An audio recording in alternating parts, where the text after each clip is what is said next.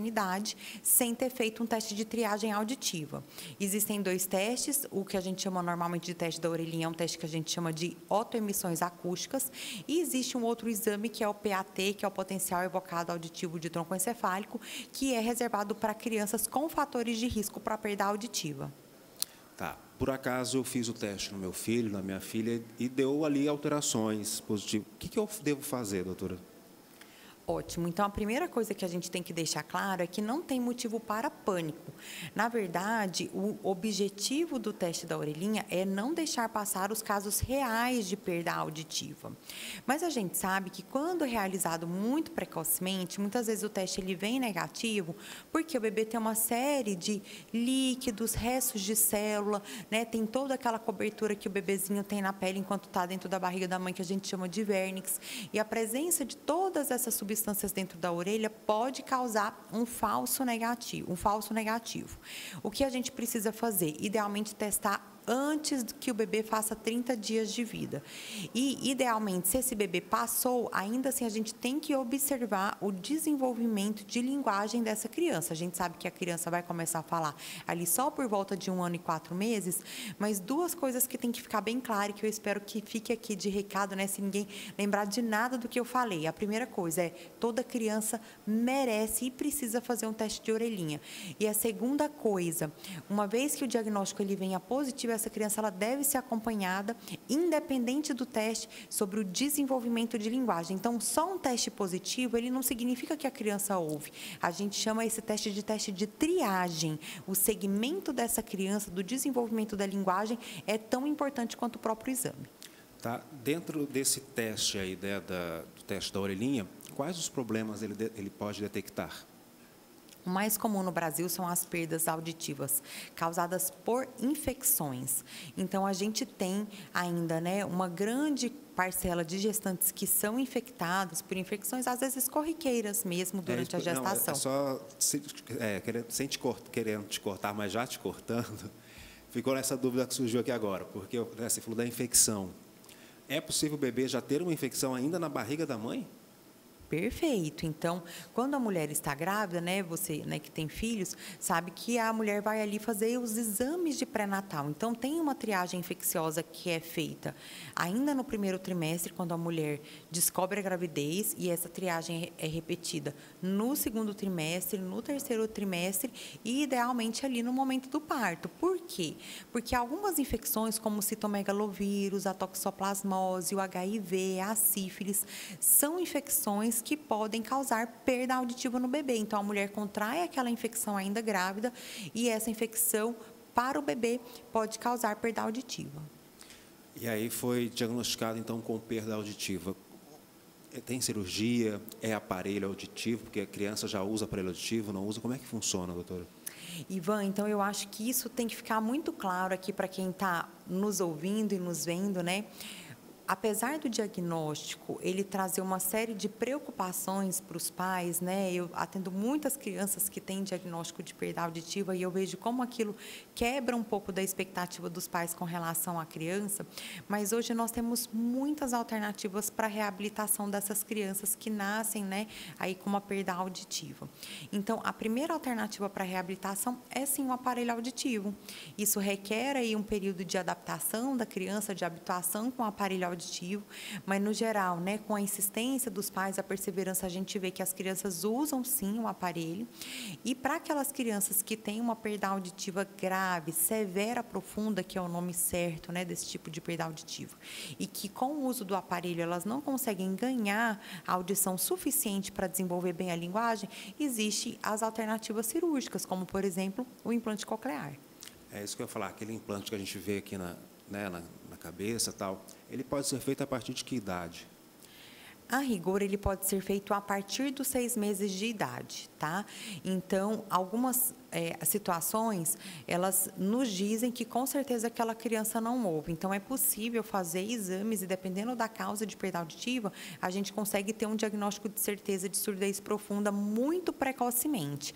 Então, essas crianças com um diagnóstico já bem estabelecido podem ser implantadas bem precocemente.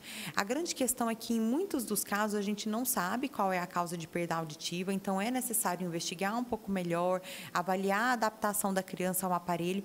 E, normalmente, o implante, idealmente, é feito a partir dos 2 anos de idade, em caso de surdez congênita.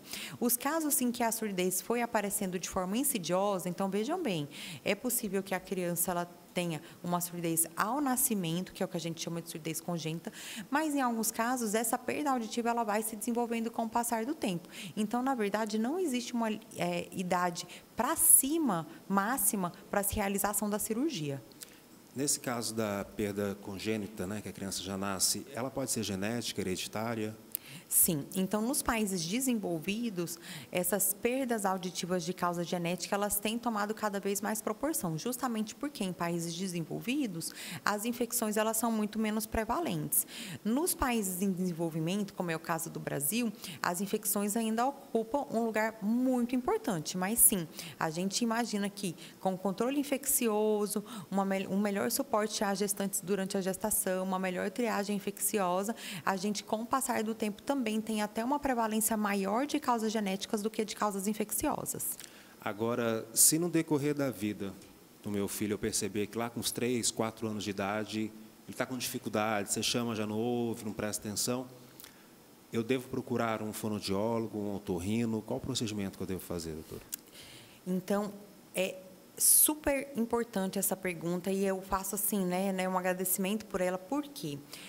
Nenhum pai tem como saber tudo, né? Como que é um desenvolvimento de uma criança, né? O pai de primeira viagem, ele fica muito perdido, né?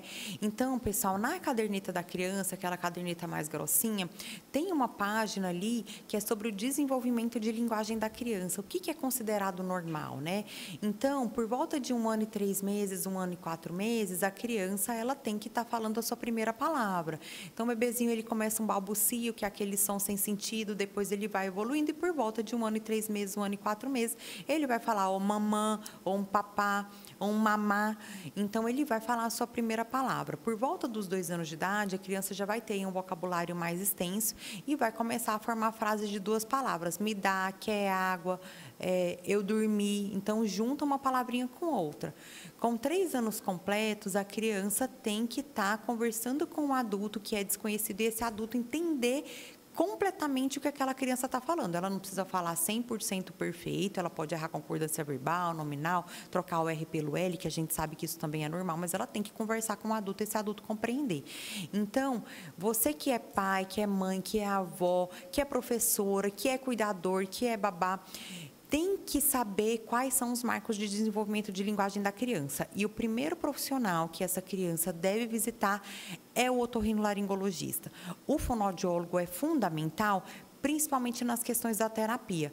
Mas quem vai fazer a avaliação, fazer o diagnóstico, avaliar se é preciso fazer outras terapias, porque muitas vezes a fonoaudióloga é importante, mas ela não é o suficiente. Então, a gente tem, por exemplo, criança com apraxia de fala da infância. Essa criança precisa de um terapeuta ocupacional, precisa de uma psicopedagoga. Então, criança com atraso de linguagem precisa procurar o otorrino. Eu tenho até uma tabela aqui que a produção me mandou. A senhora confirma se está certo ou errado. A gente vê. Recém-nascidos se assusta com som fortes, é isso mesmo? Perfeito. De 0 a 3 meses, se acalma com sons moderadamente fortes e músicas. Perfeito. De 3 a 4 meses, presta atenção nos sons e tenta imitar sons. Isso, que é a fase do balbucio, né? Então, você fala, quer mamar? Ele fala, mamá, né? Ele imita esses sons que ele ouve. De 6 a 8 meses, tenta descobrir de onde vem o som e fala coisas como dadá. Perfeito. 12 meses, começa a falar as primeiras palavras, como mamãe, entende ordens claras, como dá, tchau. Isso. 18 meses, fala pelo menos 6 palavras. Isso mesmo. De 2 anos, fala frases usando 2 palavras, como quer água. E 3 anos fala frases com mais de 3 palavras e quer dar ordens. Eu adorei esse quer dar ordens. Esse é o típico, né, da criança entre 2 e 3 anos, que aí quando ela percebe o poder, né, que a linguagem e a comunicação tem. Então, ela não quer só ouvir mais, ela quer mandar na gente, né? E aí, dentro dessa linha, a gente tem a participação aqui da Nádia. Ela pergunta que o filho dela tem 1 ano e 8 meses e só fala poucas palavras. Ela quer saber se é normal, né, nessa faixa etária. Nádia, aí a gente deveria, assim, quantificar, né, quantas palavras são, mas, por exemplo, o que você espera de uma criança de 1 ano e 8 meses? Quando você chama ele pelo nome, ele atende, né? Ele vira a cabeça para você, ele sabe qual é o nome dele. Faça um teste também com seus familiares e pergunta, cadê a vovó?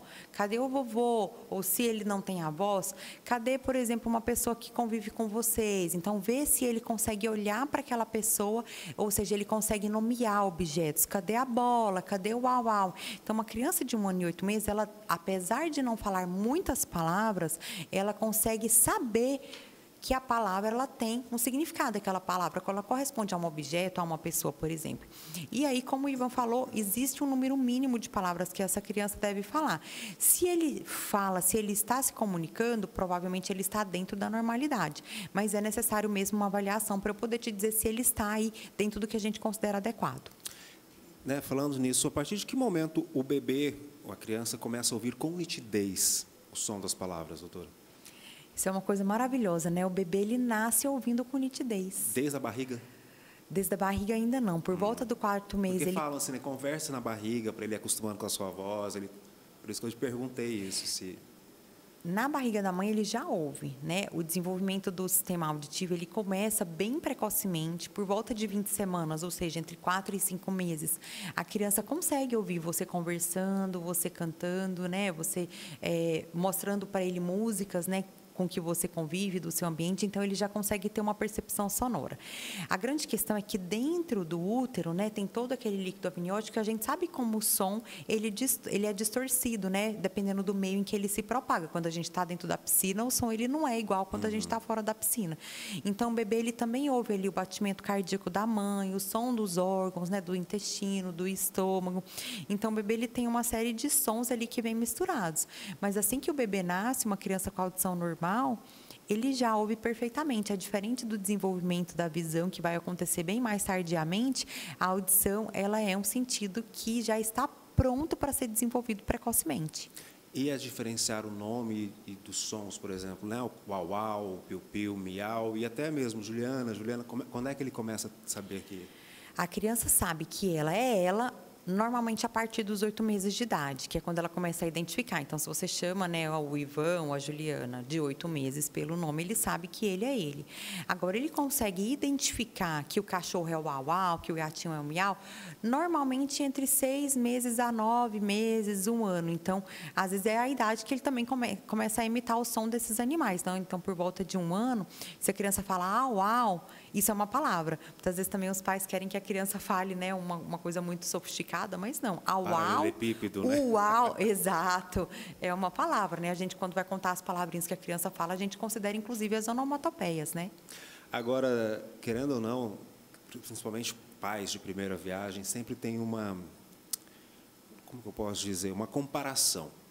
Nossa, meu filho nessa idade já falava isso, meu filho nessa idade já fazia isso. A senhora, como médica, o que a senhora fala para pais que ouvem muito disso e acabam ficando preocupados? Nossa, meu filho está com 1 ano e não faz isso ainda. O que a senhora fala para esses pais? Ivan, eu tenho uma opinião que tem 2 frentes com relação a esse tipo de comentário, né? Em primeiro lugar, eu acho que se você quer ajudar uma mãe, um pai, um avô, um cuidador a perceber que talvez tenha algo acontecendo com o filho dele, que talvez esteja fora da normalidade, seja gentil ao comentar isso, né? O filho é a coisa mais preciosa que a gente tem e qualquer coisa que alguém diga sobre o filho da gente vai trazer ali uma série de preocupações. Então, é preciso ter muito cuidado com a forma como isso é dito. Ao mesmo tempo, eu tive muitos pacientes que foram salvos justamente pela comparação. Foi nesse dia, às vezes, a criança entrar na escola, que os pais perceberam que as outras crianças ali da mesma sala falavam coisas que o próprio filho não falavam, ou que, às vezes, o comportamento destoava. Então, a comparação, ela deve servir para ajudar. Eu acho que a forma de falar é o principal. Acho que um dos grandes problemas que a gente tem hoje é justamente de comunicação, né? A forma como a gente fala, que às vezes machuca, mas a comunicação e essa comparação é o que vai salvar. No caso da linguagem, especificamente, a gente tem na caderneta, né, esses marcos de linguagem.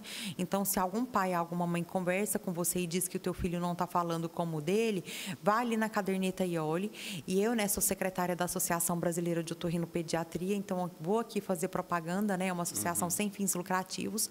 Lá no nosso site, ABOPE, ABOPE, você procura ABOPE, Tabela de Habilidades da Criança. A gente tem um PDF lá que diz para você, por faixa etária, o que é esperado que a criança faça, tanto em termos de linguagem quanto em termos motores. Então, você consegue saber se o seu filho está se enquadrando dentro da normalidade ou não. E por que isso é tão importante? Porque a ajuda precoce, então a terapia precoce, a reabilitação, ela vai fazer diferença. A gente sabe que aquela criança que está com atraso de linguagem, que foi diagnosticada e procura ajuda com 1 ano e 8 meses, vai se desenvolver melhor do que aquela criança que procurou com 3 anos. Então, faz uma diferença imensa a gente ter ali o suporte, né, dos terapeutas para o desenvolvimento dessa criança. Agora, doutora, a senhora falou de normalidade aí. Eu preciso perguntar para a senhora, para quem é pai de primeira viagem, a criança recém-nascida, ela precisa de silêncio dentro de casa ou ela precisa se acostumar com os barulhos? Então, ela precisa das duas coisas, né? Uma criança que fica num ambiente muito silencioso, isso nós vemos muito em crianças, inclusive isso já foi muito bem estudado, tem trabalho publicado sobre isso, que o fato da criança conviver a maior parte do tempo com um cuidador, uma babá, por exemplo, uma funcionária da casa, ou com os avós, aumenta o risco de atraso de linguagem. Então, conversar com a criança, brincar com ela, ter esse estímulo, esse ruído, música, a gente sabe que a criança ela responde a estímulo musical muito precocemente, né? Uma criança de 4 meses, 5 meses, 6 meses, ela dança, né? Ela dança ali do jeitinho dela, mas ela entende que aquilo ali é um som diferente, que aquilo dá prazer para ela. Para você ter ideia de como a linguagem ela é um sistema de comunicação extremamente sofisticado, né? Mas, e aí, quando essa criança convive, por exemplo, com os pais, ou ela frequenta a creche e a escola, quase sempre o desenvolvimento do vocabulário ele é um pouco mais sofisticado. Ao mesmo tempo, durante os períodos de sono, é muito importante que essa criança ela esteja num ambiente silencioso. Então, dormir com barulho é extremamente ruim, né? A criança às vezes vai dormir, mas vai ter um sono leve, um sono que não repara, uma soneca que não descansa. Então, o ruído é na hora que está acordado e o silêncio é na hora que está dormindo. E como eu saber, então, se o ambiente da minha casa está sob medida para não prejudicar a audição do meu filho? Você consegue saber isso pelo desenvolvimento da criança, tá? O que é um ambiente ideal, tá? É um ambiente que os filhos tenham tempo de qualidade com os pais. A gente sabe que, na maioria dos lares brasileiros, as mulheres trabalham, né? Diferente de há 40, 50 anos atrás, em que as mulheres predominantemente cuidavam dos filhos. A gente sabe que isso é uma necessidade, né? Muitas vezes não é nem uma opção da mulher, é uma necessidade que ela saia para trabalhar. Então, muitas vezes essa criança ela não vai ter uma pessoa ali que fique dando atenção para ela o tempo todo. Então, para você que trabalha fora, eu sei que é muito cansativo, mas tente reservar um tempo de qualidade para passar ali com seus filhos. Que seja 1 hora, 2 horas, senta no chão para brincar. A criança aprende brincando, você não precisa ensinar, né? Não tem que ter um propósito ali de explicar. Não, se você senta, brinca de bola, brinca ali de montar, brinca de casinha, brinca de montar bloco, de Lego, essa criança ela vai se desenvolver de maneira adequada. E aí você consegue saber se essa criança está tendo um bom desenvolvimento quando ela é uma criança que está feliz, que brinca, que se desenvolve neurologicamente de uma forma adequada.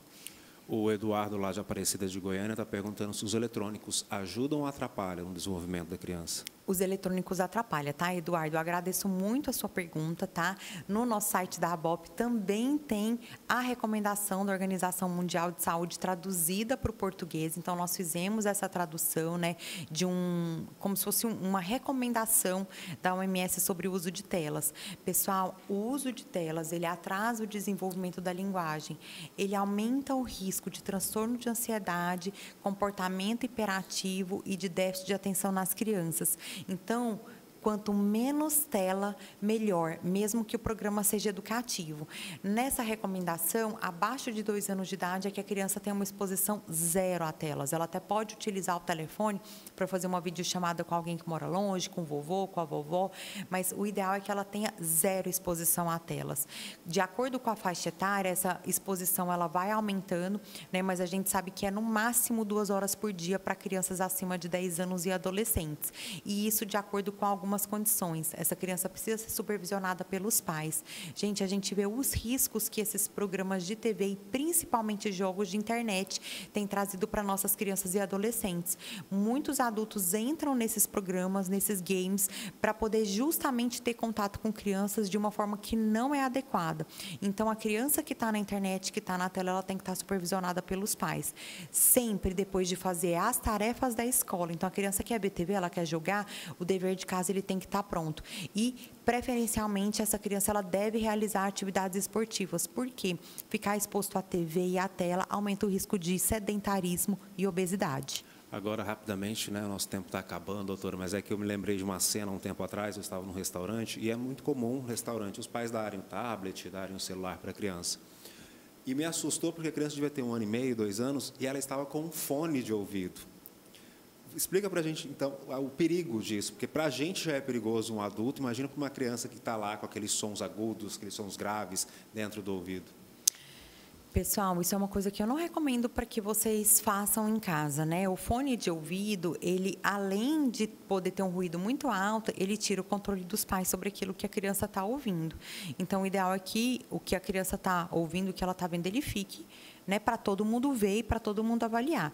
Mas uma dica que eu sempre dou é, dá uma olhadinha ali no volume do fone, se o volume vai de 0 a 10, que fique sempre do 5 para baixo. Se vai de até o 12, o 15, é sempre da metade para baixo, da metade da potência do volume. Porque nós estamos tendo a primeira geração de jovens que não foram para a guerra, que não trabalham expostos a ruído, mas com perda auditiva associada ao ruído extremo. Por quê? É fone de ouvido. Então, antes a gente tinha isso em trabalhador da indústria metalúrgica, em pessoas que iam para a guerra. Hoje a gente está tendo isso em jovens por causa dos fones. Então, isso é muito perigoso. Tá certo. A gente vai ter um papo aqui com a doutora Juliana Cacheta, ela que é otorrinolaringologista. Eu fiquei morrendo de medo de travar essa palavra na minha boca, mas não travou.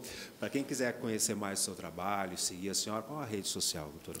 Meu Instagram é dra.julianacaixeta.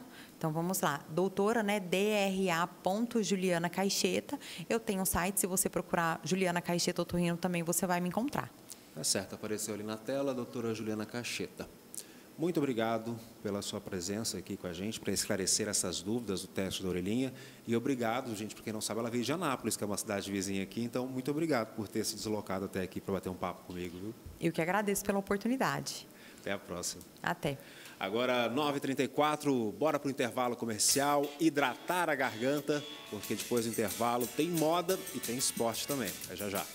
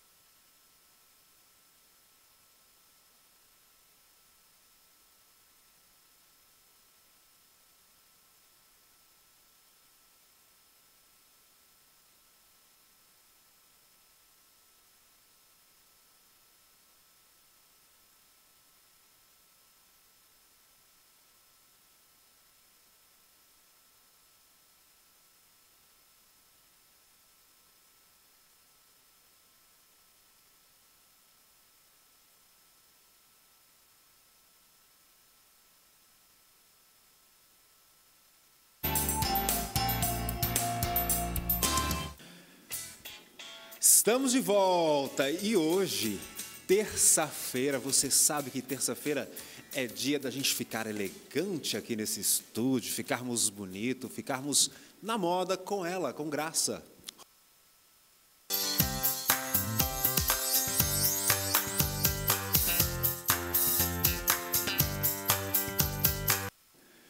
E Graça Torres, bom dia, seja bem-vinda. Eu acho que a gente está na mesma paleta de cores. Bom dia, meu amor. Sim, né? O outono tá aí, daqui a pouco chega o inverno, a gente vai tudo de off, né? Eu marrom. E a minha calça também, porque não dá para mostrar a calça, né? Mas tá vendo? Eu tenho aprendido muita coisa com você, então. Que então eu bom. Estou aí ó, na moda. Espero que você também, em casa, tenha aprendido muita coisa com a gente aqui nesse espaço que a gente tem toda terça-feira aqui no TBC+. E hoje, com certeza, você vai aprender muito mais, porque nós vamos falar de moda na academia. E eu adoro essa história da moda acadêmica, né? Porque tirar... sim, você falou na moda na academia, eu falei, nós vamos falar do quê? De coisas fitness? Não, na academia, né? Na universidade, porque eu, como professora, a gente fala da academia como um ambiente científico de pesquisa, porque muita gente acha que moda é irrelevante, né? Não entende a moda como uma concepção cultural da humanidade, como uma parte histórica da humanidade. Por isso, hoje nós vamos trazer uma designer de moda formada por concepção e que está trazendo um grande evento de moda que começa nesta quinta-feira, que é o primeiro Moda Identidade Goiás, o MIG, que é a Bárbara Félix, que é a diretora que concebeu esse projeto e que veio falar para a gente toda a programação. Inclusive, a gente tem Ronaldo Fraga vindo para Goiânia, meu ídolo designer mineiro, meu ídolo de todas as formas, culturalmente, politicamente e, claro, como designer de moda, estilista, né? Mas tem muito assunto para a gente falar com a Bárbara hoje. Primeiro, eu queria agradecer a sua presença, Bárbara, um prazer recebê-la aqui na TV Brasil Central. Obrigada, viu? Obrigada a vocês pelo convite, agradeço demais de poder falar sobre esse projeto. É a primeira edição e eu estou muito feliz de conseguir trazer esses grandes da moda, né? O Adrian, o Ronaldo Fraga, estou muito feliz mesmo com a concepção do projeto.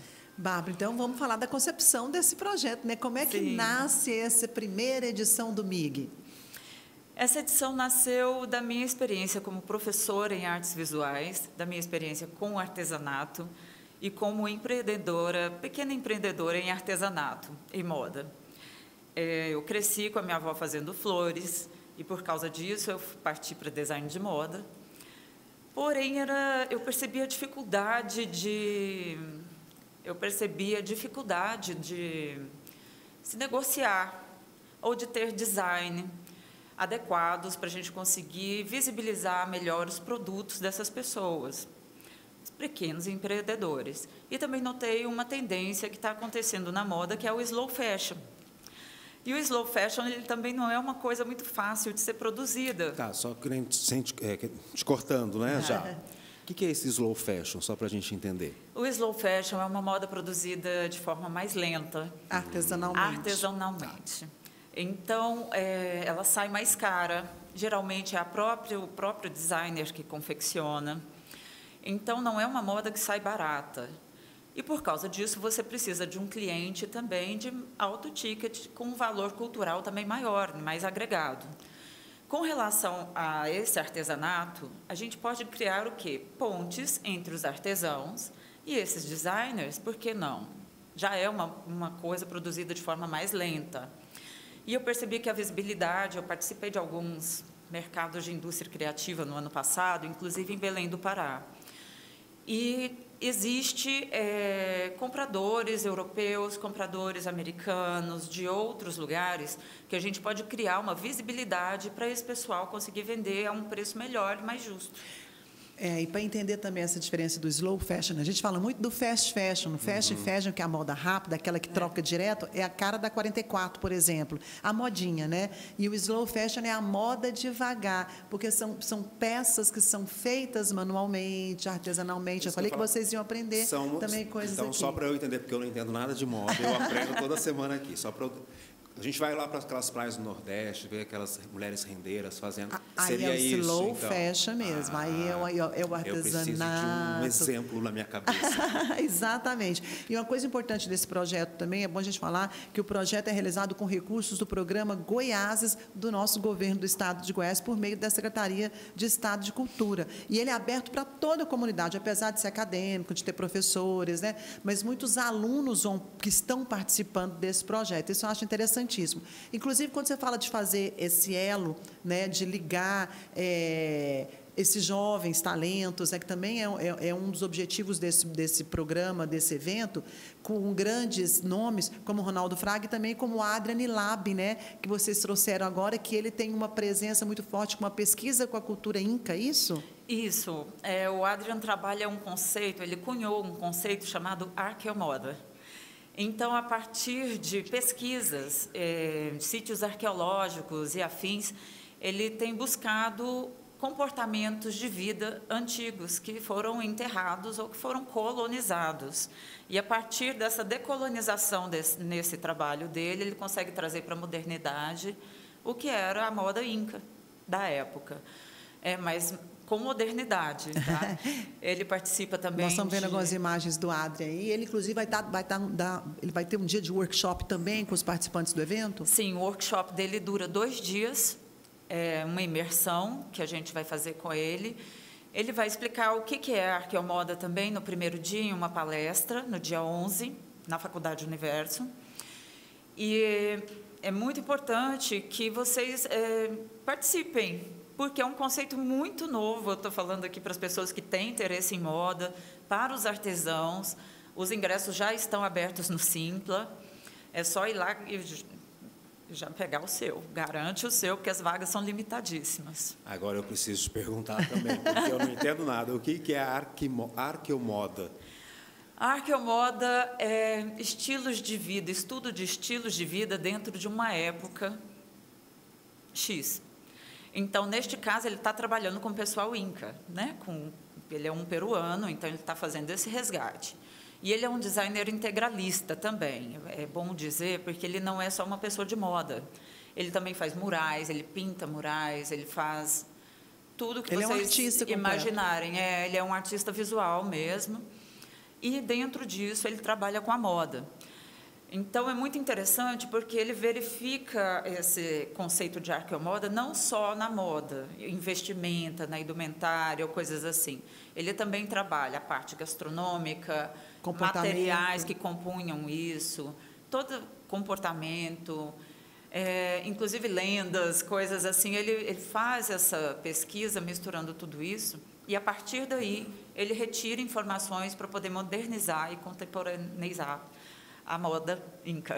E falar de moda contemporânea, a gente tem um brasileiro também que está participando do MIG, né? Que inclusive na quinta-feira vai ter um workshop que eu falei para vocês, que é o Ronaldo Fraga, um estilista mineiro, grande nome da moda do Brasil já há décadas, né? Referência, inclusive internacional, já participou de semanas de moda fora do país e vai estar aqui em Goiânia dando um workshop para os alunos que estão participando do evento, né? E aí, por que o Ronaldo Fraga foi convidado? A relação dele também com essa questão da identidade, que é o tema do evento. Sim, o Adrian foi chamado pela questão da ancestralidade, né? Para a gente buscar o que nós fomos, o que a gente era antes dos bandeirantes, né? Eu acho muito importante também saber essa parte. E o Ronaldo Fraga já é a questão do artesanato. Ele trabalha com as rendeiras, ele trabalha com slow fashion, né? Com bordadeiras, com comunidades de artesãs, de mulheres que se salvam, inclusive, através do artesanato, que também é um ponto muito importante para nós. Que se livram, né, de relações tóxicas. Exatamente. Conheci muitas comunidades assim, inclusive em Belém do Pará, as meninas do Emaús, elas se salvaram através de bijuterias de barro. E, hoje em dia, elas têm que aplicar o design para conseguir exportar. Porque você não pode, por exemplo, fazer um artesanato e colocar um fecho comprado na China com um banho que não foi sustentável, né, de níquel, vamos supor. Então, essas coisas têm que ser arregladas, a gente chama... arregladas. Somadas, Sim, precisa ser modificadas, pensadas diferente. Então, se você vai fazer um colar que é biojoia, você tem que fazer um fecho que também seja vai biojoia. condizer com aquilo. Quando você utiliza um fecho chinês, você está perdendo valor na sua peça e não consegue ter o valor agregado que é necessário para a exportação. E o Ronaldo, gente, o Ronaldo está trabalhando com essas pessoas e já está dando essa visibilidade a elas com todos os projetos que ele tem feito ultimamente, né? Todos os desfiles. E ele também se inspira muito na cultura popular brasileira, né? Nos escritores, ele junta isso do design com artesanato também com a cultura brasileira. Na fauna, na flora. A gente está acabando de ver uns croquis do Ronaldo Fraga e a gente viu também alguns desfiles dele. Vai ser extremamente interessante. Eu acho que muito rico para os alunos que vão ter essa oportunidade de fazer um workshop e aprender com o Ronaldo Fraga em loco, né? Que vai ser na quinta-feira, né? Isso. Na Universo. E agora, falando uma coisa importante também que eu estava vendo na programação, além do lançamento, vai ter o lançamento do livro do Ronaldo Fraga à noite no Shopping Cidade Jardim. Shopping Cidade Jardim. No Shopping Cidade Jardim. Às 19 horas, ingresso também no Simpla. E é na abertura do nosso evento. Apesar do workshop ser pela manhã, né, porque o Ronaldo fica um dia com a gente, mas um dia com o Ronaldo Fraga. Nossa, estou ansiosa esperando para gravar com ele, inclusive. Vai ter noite de autógrafos também, gente. Então, quem quiser ir lá adquirir o livro com ele, pessoalmente, já com dedicatória. Agora, Bárbara, antes de você ir embora, a gente não pode deixar de falar de uma coisa muito interessante desse projeto, desse evento, né, que é o primeiro Moda e Identidade Goiás, falar sobre o concurso que vocês estão propondo, das pessoas que estão participando, a maioria alunos, né, com regras que eu achei interessantíssimo. Você podia falar um pouco desse concurso e quando que vai ser esse concurso e como é que ele está acontecendo e como é que ele vai se encerrar? Bom, o concurso iniciou, na verdade, em janeiro, e houve um processo de divulgação nas faculdades de moda, porém, não era só para estudantes de moda. Eu acho que esse é um grande diferencial do concurso. Por quê? Eu gostaria que pessoas que sempre tiveram vontade de participar na moda tivessem esse direito também de entrar no concurso. E foi um objetivo alcançado. Nós temos, inclusive, uma senhora que fez um projeto de paninhos de prato com fios que ela mesma fia, e eu fiquei muito feliz de ter pessoas diferentes. A gente conseguiu uma amostragem muito legal da diversidade de Goiás. Às vezes trava mesmo, fica tranquila, viu? Mas essa diversidade, ela apareceu no concurso. E agora eles receberam um financiamento, né, por parte do Moda Identidade Goiás, de R$ 3.500. Para produzir, para tirar do papel o croquis e se tornar um produto que será apresentado nessa final, seria isso? Isso. O desfile final vai ser com os produtos deles já realizados. Então, a gente oferece os modelos, contratamos uma agência de modelos, né, para eles já acertaram cada um, escolheu a modelo com o biotipo que queria e tudo mais. E tá muito legal de ver assim, todo mundo produzindo, eles estão enviando vídeos, a gente vai postando os vídeos do processo de produção deles. E esse concurso, afinal, será que dia? Domingo? Domingo à noite, às 19 horas. E antes disso... No shopping também? No shopping. E antes disso, a gente vai ter um esquenta também, né, com novos talentos da Faculdade Universo. E vai ser aberto esse desfile para a comunidade? Tudo é gratuito no Moda Identidade Goiás. Tá. Mas todo mundo tem que pegar o ingresso pelo Simpla. Se inscrever, para não dar tumulto na hora. Porque alguns eventos são sujeitos à lotação, né? Então, a gente precisa organizar isso de alguma maneira. E a premiação? A premiação também acontece logo após o desfile. Nós teremos um trio de jurados, entre eles o Adrian Elabe também. Tem um rapaz de Brasília que está vindo, o Luiz, que ele também está super despontando em Brasília. A gente conseguiu trazer ele. E é isso, gente. Assim, eu agora estou muito ansiosa para poder ver o que esses meninos aprontaram e estou muito feliz com a diversidade que eu consegui ali nesse desfile. Coisa boa. Muito então, bom. Sucesso para você, Bárbara. Muito obrigada pela sua presença. Nós vamos acompanhar o evento. Quinta-feira estarei lá, pessoalmente, na Universo, né, para gravar com o Ronaldo Fraga. Depois a gente traz aqui no TBC mais algumas coisas. Certo. E também a entrevista completa no programa de quinta, que vem nova temporada aí, mês que vem. É isso aí. Obrigado, Bárbara, mais uma vez. Obrigada a vocês. Tenham um ótimo dia, gente. Valeu pelo convite. Sucesso no primeiro MIG aí, já esperando para o segundo ano que vem. Amém. Para quem quiser saber mais, tem o Instagram também, o Moda Identidade Goiás, é isso? Isso. Também temos o site www.modaidentidadegoias.com.br. Tá certo. Eu falo, obrigado, viu? Eu falo, Obrigada a Graça, que vocês. cada vez que você vem aqui, eu aprendo coisas novas. Hoje aprendi slow fashion, arqueomoda, tá vendo? Arqueomoda, Eu você vou- tá bombando, você vai virar um garoto de Eu vou moda. ser um Barça daqui a pouco. Nossa, Barça não, gente. Né? Ficou Barça muito antiga, velho hein? agora, Nossa, né? eu falo assim, Barça, gente. Eu lembro os meus pais falarem de Barça. É verdade, eu preciso mudar essa palavra. Obrigado, Graça. Você também? Até terça-feira que Beijo, vem. Até terça-feira que vem nós vamos falar de São Paulo Fashion Week, que começa agora e tem Goiânia na passarela. Opa, é a nossa arte, a nossa moda sendo levada para fora. Para o Brasil e para o mundo. É isso aí, obrigado, Graça. Agora, 9h52, é hora de esporte. Roda a vinheta.